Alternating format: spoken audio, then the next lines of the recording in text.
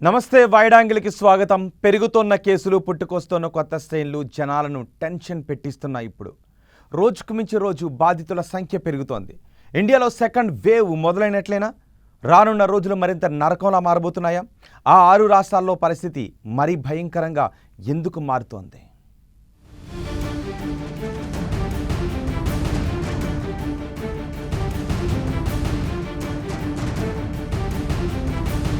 పుట్టుకొస్తున్న కొత్త స్ట్రెయిన్లు, పెరుగుతోన్న కేసులు, దేశవ్యాప్తంగా విజృంభిస్తోన్న కరోనా మహమ్మారి. ఇండియాలో సెకండ్ వేవ్ మొదలైందా?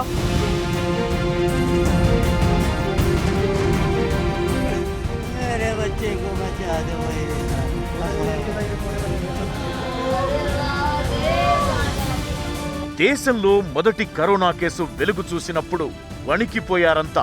అదేదో ఉపద్రవం ముంచుకొచ్చినట్లు, కరోనాను చూస్తే చాలు మరణమే ఇది అన్న రేంజ్లో టెన్షన్ పడిపోయారంతా. ఆ తరువాత బాధితులు పెరుగుతూ పోయారు. విచిత్రంగా భయం మాత్రం తగ్గుతూ కనిపించింది. ఇప్పుడు వ్యాక్సిన్ కూడా వచ్చేసింది. టీకా ప్రక్రియ దేశవ్యాప్తంగా టకటకా జరుగుతోంది. ఇలాంటి తరుణంలో కోవిడ్ మహమ్మారి మళ్లీ విజృంభిస్తోంది. అసలే కేసులు పెరుగుతున్నాయి అనుకుంటే కొత్తగా పుట్టుకొస్తున్న స్ట్రెయిన్లు మరింత టెన్షన్ పెట్టిస్తున్నాయి. ఇదే ట్రెండ్ కొనసాగితే మళ్లీ లాగిపెట్టి తీసుకెళ్లి జనాలను గతంలో కూర్చోబెట్టినా ఆశ్చర్యపోవాల్సిన అవసరం లేదన్న భయాలు వినిపిస్తున్నాయి.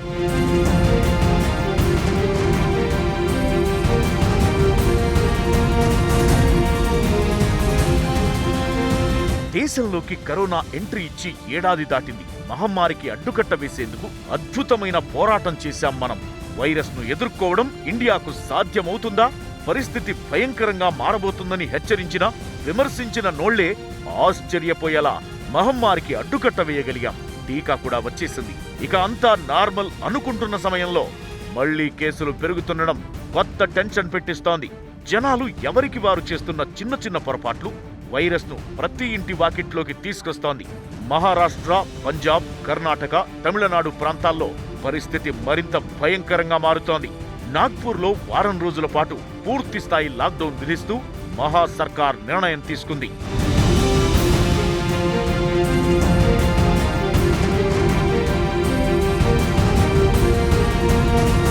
దేశవ్యాప్తంగా కరోనా కేసులు సరికొత్త రికార్డులు క్రియేట్ చేస్తున్నాయి. మళ్లీ రోజుకు మించి రోజు నమోదవుతున్న కేసులు వణుకు పుట్టిస్తున్నాయి.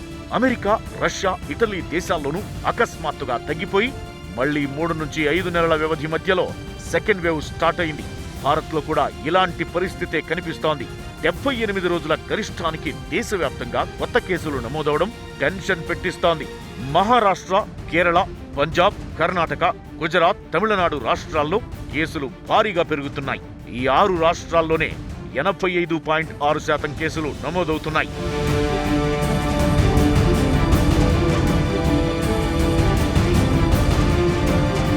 కొత్త కేసులు పెరుగుతుండగా కోలుకునే వారి సంఖ్య తగ్గిపోవడం మరింత ఆందోళన కలిగిస్తోంది. వారం రోజుల ముందు వరకు 97% దాటిన రికవరీ రేటు ప్రస్తుతానికి 96%కి పడిపోయింది. రికవరీలు తగ్గుముఖం పట్టడంతో దేశంలో యాక్టివ్ కేసుల సంఖ్య మళ్లీ 2 లక్షలకు చేరువవుతున్నాయి. దేశంలో మరోసారి కరోనా కేసులు పెరుగుతుండడంపై కేంద్రం ఆందోళన వ్యక్తం చేసింది. ప్రజలు ఏమాత్రం అలసత్వం వహించవద్దని, మహమ్మారి ముప్పు తొలగిపోలేదని హెచ్చరించింది. టీకాలను అందరూ వేయించుకోవడానికి ముందుకు రావాలని పిలుపునిచ్చింది. ముఖ్యంగా మహారాష్ట్రలో పరిస్థితులు ఆందోళన కలిగిస్తున్నాయని, కొన్ని ప్రాంతాల్లో కఠిన లాక్డౌన్ ఆంక్షలు అమలు చేయాల్సి ఉంటుందని అంటోంది.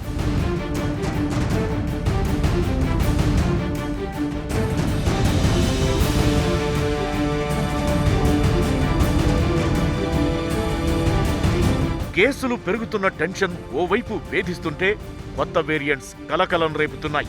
ఇప్పటికే యూకే స్ట్రెయిన్ ఇండియాలోకి వచ్చేసింది. ఇప్పుడు అతి ప్రమాదకరమైన దక్షిణాఫ్రికా స్ట్రెయిన్ కూడా ఎంటర్ అయింది. కర్ణాటకలో దీన్ని అధికారులు గుర్తించారు. ఇప్పటికే బ్రెజిల్ వేరియంట్ కేసులను కూడా గుర్తించారు. మామూలు వైరస్తో పోలిస్తే వీటికి వ్యాప్తి ఎక్కువ కావడంతో ఇప్పుడే అడ్డుకోవాల్సిన అవసరముందని, లేదంటే అంచనా వేయలేని రేంజ్లో ప్రమాదం ఉంటుందని నిపుణులు హెచ్చరిస్తున్నారు. అయితే ప్రస్తుతం పెరుగుతున్న కేసులు, చోటు చేసుకుంటున్న పరిణామాలు లెక్క తీస్తే ఇండియాలో సెకండ్ వేవ్ మొదలైనట్లేనన్న అభిప్రాయాలు వ్యక్తమవుతున్నాయి. ఇప్పటి నుంచి ప్రతి ఒక్కరూ మరింత జాగ్రత్తగా ఉండాల్సిన అవసరముందని నిపుణులు సూచిస్తున్నారు.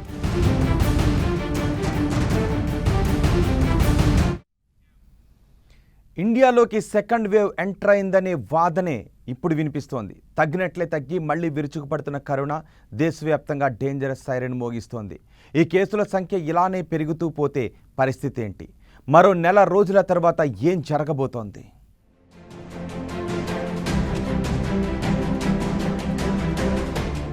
కోవిడ్ లెక్కలు జనాల్లో పెంచుతున్న టెన్షన్ ఏంటి? ఆ 6 రాష్ట్రాల్లో పరిస్థితి ఎలా ఉంది? మహారాష్ట్రలోని ముంబై, పుణె, నాగ్పూర్, థానే, అమరావతి, జలగాం, నాసిక్, ఔరంగాబాద్ నగరాల్లో కరోనా కేసులు భారీగా పెరుగుతున్నాయి. నాగ్పూర్లో ఒక్కరోజే 1800 కరోనా కేసులు నమోదు కావడంతో ఈ నెల 15 నుంచి మార్చి 21వ తేదీ వరకు లాక్డౌన్ విధిస్తున్నట్లు ప్రకటించింది అక్కడి సర్కార్. దేశంలో 60% కేసులు ఒక్క మహారాష్ట్రలోనే నమోదు కావడంతో అధికారులకు పెద్ద తలనొప్పిగా మారింది. కొత్తగా 14,000కు పైగా కోవిడ్ బారిన పడ్డారు. ముంబైలో మాస్క్ ధరించని వారికి భారీగా జరిమానా విధిస్తోంది ప్రభుత్వం. కరోనా నిబంధనలు మరింత కఠినతరం చేశారు. కరోనా కట్టడికి తగు చర్యలు చేపట్టాలని కేంద్ర ప్రభుత్వం మహారాష్ట్ర సర్కారుకు సూచించింది.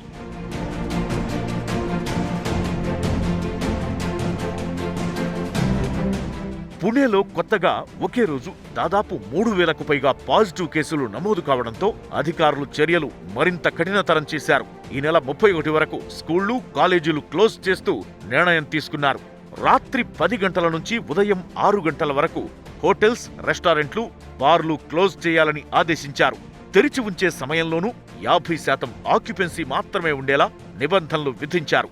ఇక అటు పంజాబ్లోనూ కేసులు భారీగా పెరుగుతుండటంతో మొహాలి సహా 7 జిల్లాల్లో నైట్ కర్ఫ్యూ విధించారు. కేరళలోనూ ఇదే పరిస్థితి ఉంది. అసలే ఎన్నికల సమయం. ఇలాంటి తరుణంలో కోవిడ్ మహమ్మారి ఇంకెలా విజృంభిస్తుందన్న టెన్షన్ ప్రతి ఒక్కరిలో కనిపిస్తోంది.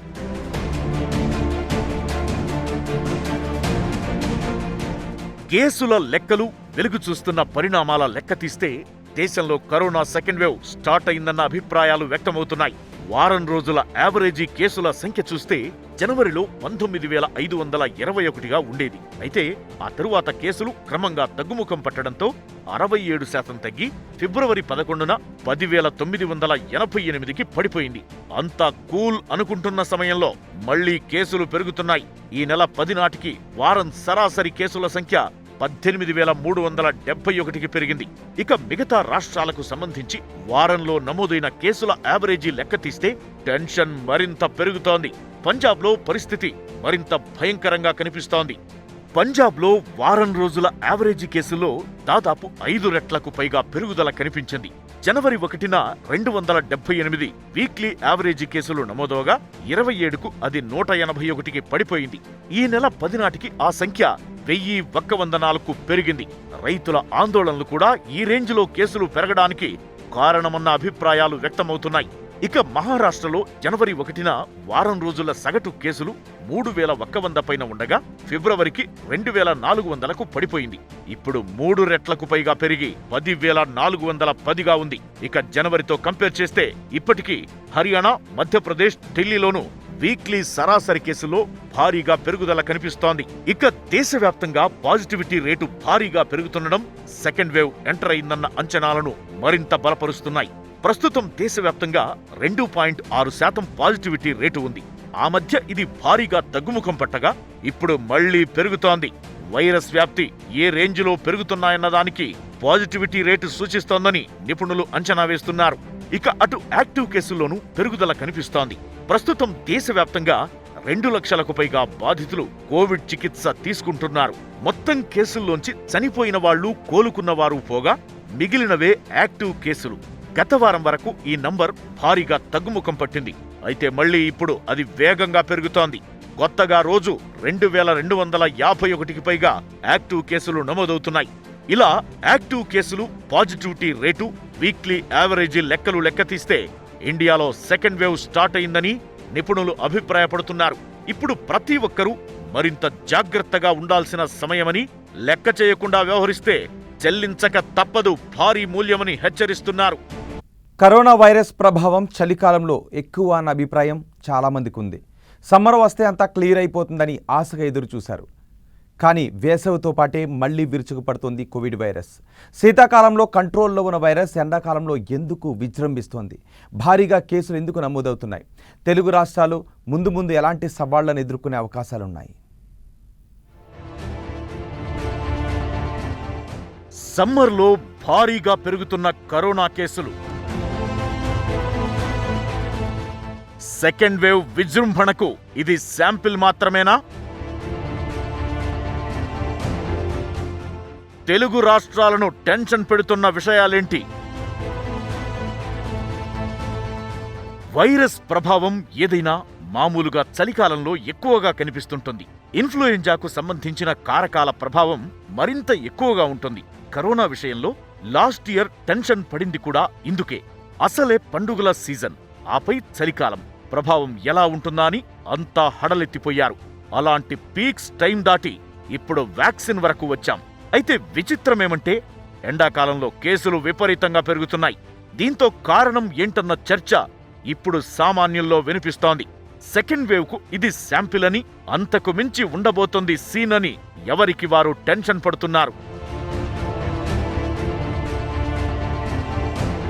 కరోనా వైరస్ ఒక్కో ఉపరితలం మీద ఒక్కోలా వైరస్ జీవనకాలం ఉంటుంది. ఉపరితలాన్ని ఆధారంగా చేసుకుని వైరస్ లైఫ్ స్పాన్ ఉంటుంది. అయితే ఎండాకాలం, చలికాలం అనేవి వస్తువులపై వైరస్ ఉనికిని డిసైడ్ చేస్తాయని, మనుషుల నుంచి మనుషులకు కరోనా అంటుకోవడంతో సీజన్కు సంబంధం లేదని నిపుణులు అంటున్నారు. సమ్మర్లోనూ కేసులు భారీగా పెరుగుతున్నాయి అంటే మనుషుల నుంచి మనుషులకే వ్యాప్తి ఎక్కువగా ఉన్నట్లు అర్థమని ప్రతి ఒక్కరూ జాగ్రత్తగా ఉండాలని సూచిస్తున్నారు. సర్ఫేసెస్ మీద కన్నా మనిషి నుంచి మనిషికి గాలి ద్వారా వచ్చే అవకాశమే వైరస్ కి ఎక్కువ ఉంది అనేది తెలుస్తుంది. అందుకోసమని బాహ్య ప్రపంచంలో టెంపరేచర్ తో సంబంధం లేకుండా ఒక మనిషి నుంచి ఇంకొక మనిషికి ట్రాన్స్మిట్ అవ్వడం జరుగుతుంది. కాబట్టి సీజన్స్ తో నిమిత్తం లేకుండా ఈ కరోనా వైరస్ పెరగడం మనం చూస్తున్నాం. అంతేగాని సమ్మర్ వచ్చింది మనకి కేసెస్ తగ్గిపోతాయి అనుకుంటే పొరపాటు. వ్యాక్సినేషన్ చాలా వేగవంతంగా జరుగుతోంది.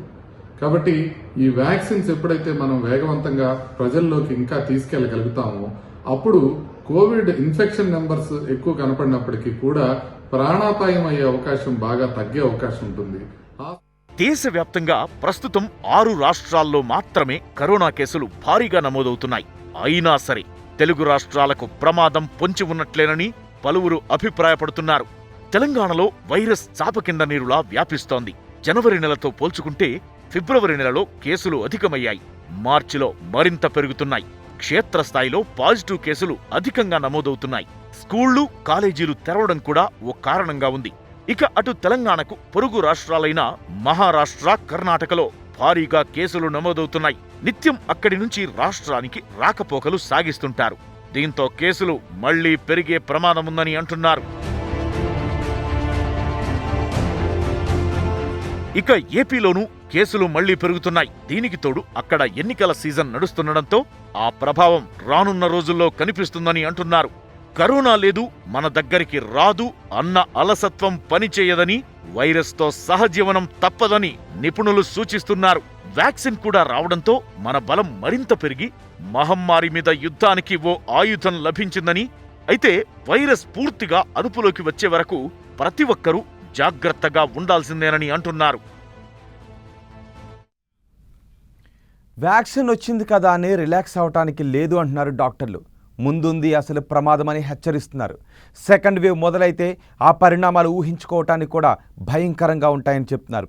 దీంతో అదే జరిగితే దేశంలో మరో లాక్డౌన్ తప్పదా అనే టెన్షన్ జనాలను వెంటాడుతోంది. మరి ఇలాంటి సమయంలో ముప్పు నుంచి తప్పించుకునే మార్గం ఏంటి?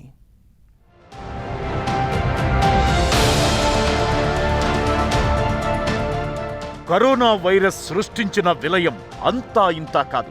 ఆరోగ్యాన్ని, ఆర్థికాన్ని దెబ్బతీసింది మహమ్మారి. బతుకులను తలకిందులు చేసింది. కంటికి కనిపించని శత్రువుతో బయటికి కనిపించని యుద్ధం చేసేలా చేస్తోంది. ఇప్పుడిప్పుడే ఇలాంటి పరిస్థితి నుంచి బయటకొస్తోంది ప్రపంచం. ఇలాంటి తరుణంలో పెరుగుతున్న కేసులు సెకండ్ వేవ్ అన్న మాట గుండెల్లో వణుకు పుట్టిస్తున్నాయి. ఓవైపు కోవిడ్ వ్యాక్సినేషన్ వేగంగా జరుగుతున్నా రోజురోజుకు పెరుగుతున్న యాక్టివ్ కేసులు టెన్షన్ పెట్టిస్తున్నాయి. జనాల్లో భయం ఉన్నంత వరకు కోవిడ్ అదుపులోనే కనిపించింది. ఎప్పుడైతే నిర్లక్ష్యం మొదలైందో మళ్లీ కేసులు పెరగడం స్టార్ట్ అవుతున్నాయి. నిజానికి వ్యాక్సిన్ కంటే బలమైంది, ఆయుధం లాంటిది మాస్క్.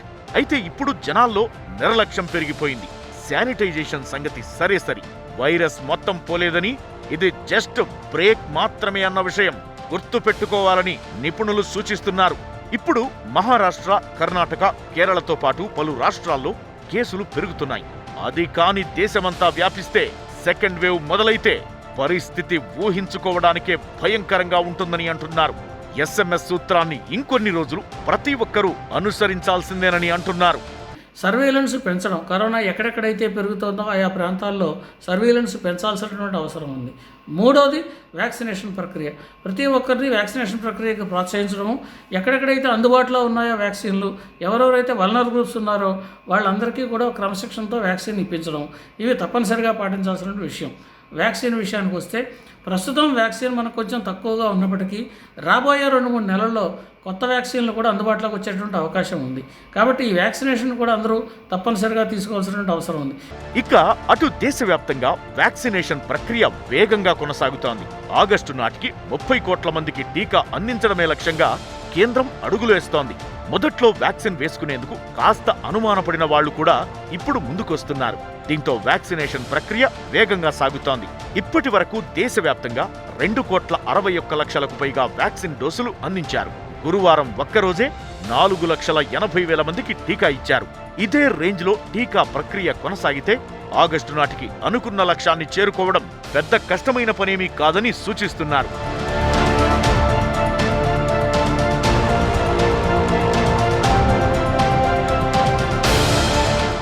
వ్యాక్సినేషన్ జరుగుతున్న వేళ జనాలు కాస్త జాగ్రత్త పాటిస్తే మహమ్మారిపై విజయం సాధించడం పెద్ద విషయం కాదని అంటున్నారు నిపుణులు.